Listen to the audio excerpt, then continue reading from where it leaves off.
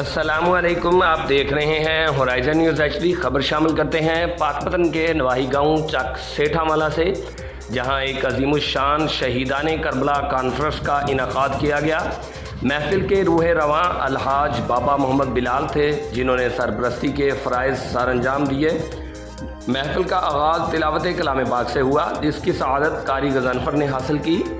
इरशाद गनशकर, हाफिज Adeel Ahmad, doctor Abdul Waheed Tahir, पीर वक़ार सुल्तान गोलड़वी, अली रज़ा अफरीदी और ज़मान यासर अफरीदी ने नबी करीम सल्लल्लाहु अलैहि वसल्लम की शान अक़दस में नातिया कलाम पेश किया। नक़ाबत के फ़राइज़ कारी फ़रीद ने सर अंजाम दिए। कारी शफ़ीक चिश्ती ने अपने ख़ुसूसी खिताब में बेहतरीन अंदाज में शहदाए करबला को ख़राज तहसीन पेश किया। महफिल के मेहमान ख़ुसूसी लाला अरशद और मियाँ अब्बास थे।